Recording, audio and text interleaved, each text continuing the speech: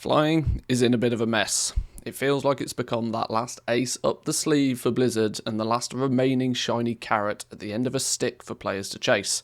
And worse, this turns out to be a card that is now not only being played once per expansion, but being played every single patch.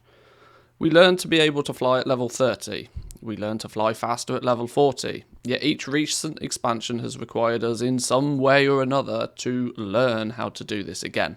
In Shadowlands, this was crowbarred into the story in patch 9.1, and this time, at least to the comfort of many, was without a lengthy Pathfinder achievement to chase first. But now, just one single patch later, we appear to have the flying dementia set in again, this time with a seemingly lengthy, grindy, and heavily time-gated path to unlocking.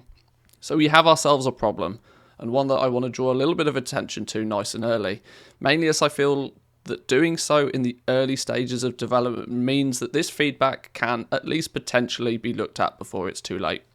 First, let me provide a brief overview to how flying appears to be relearned again in Zerith Mortis. Then I'll explain some of the issues that this potentially causes, and then finally my thoughts on how this problem could be solved. As of course, without offering a solution, I would totally understand if this could come across as just complaining.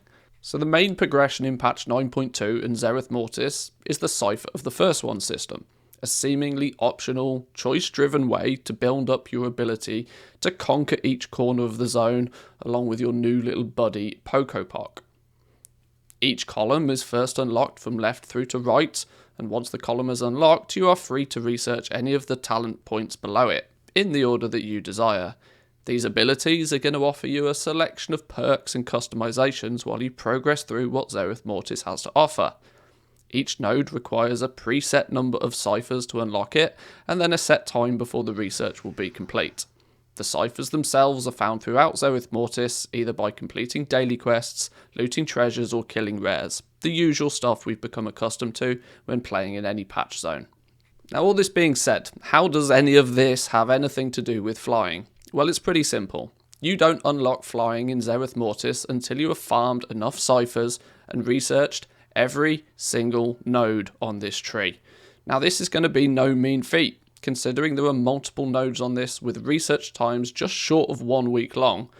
Current guesstimations, assuming that you're able to farm up enough ciphers to keep on top of this research, this could take in excess of 3 weeks to fully complete just in research time alone, even before you look into just how much playtime is going to be required to gather up many thousands of these ciphers. And this for me is where the problem lies. This totally diminishes the optional, choice-driven system that's been designed here. If the ultimate quality of life achievement is only rewarded once I have 100% completed it, that choice is now gone. In comes the desire to power level the zone again, to min-max the ciphers, and to calculate that cookie-cutter path to victory.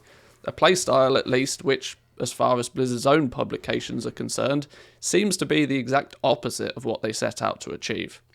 So time for my suggestions, of which I have 2 of them. Now honestly, neither of these I believe create a perfect outcome, but I'll try to explain why. Our first option is just to remove flying from the zone completely. Now we know this is the option that Blizzard would prefer. They despise flying in the game and have openly stated on many occasions that the design challenges that are created when everybody can simply mount up and fly over all the content are difficult ones to overcome. It requires some subtle changes to the zone in regards to certain sort of access to certain sections, and some gathering nodes, for example, would need to be moved to be accessible on foot, but it would create a level playing field again, both literally and figuratively. The Cipher system gains its choice back, and no longer do I care anywhere near as much about the time gating of the research when I know that it's going to be unlocking the perks that I want, and not being spent on creating a path of least resistance to completion. Alt catch-up is as simple as decreasing the length of time required to learn those perks again, consider it a mastery if you will, or even just an increase to the drop rate of the ciphers to reduce the playtime needed at the very least. This I feel is probably the most elegant solution, as a well-designed zone with plenty to do doesn't need flying. Some of what are generally considered the best zones of the game are the ones without flying, but in the same breath, I understand. Flying is one of those luxuries that is very hard to give up. That said, we have option 2. Don't make us learn something we've already done multiple times already. Just give us flying day 1. This becomes a much greater challenge as the majority of the zone was clearly designed for you to be grounded for at least X amount of time.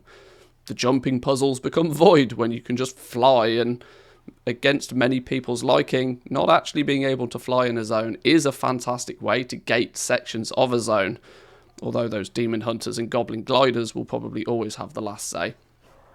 You could implement some indoor sections. You could even have caves or even underwater sections to keep those people off their mounts, even if only temporarily. Now, I'm sure the devs at Blizzard should be smart enough by now to design around having flying. It's not like they've had like 15 years of practice or anything. This also leaves the Cipher system as a player-driven progression system again. Some tweaks, sure, would need to be made and could be made to even boost the experience of flying if done correctly. If you really want to customize little Poco Pock's appearance first, you can. If you really want to boost your farming effectiveness first, you can. Choice is good when we as the player get to make it.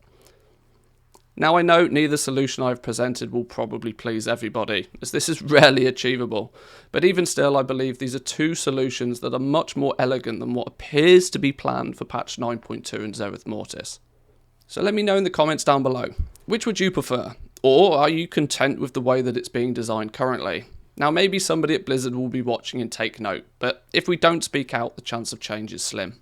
Before I go, I'd like to take the opportunity to thank my patrons. You are the boys and girls who not only help support the channel, but you also gain yourself a really good head start with your goal-making adventures, a topic that is more accustomed to this channel's usual content.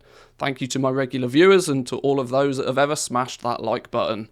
I wish you all a very merry and safe festive season, and I'll see you guys next time. Peace.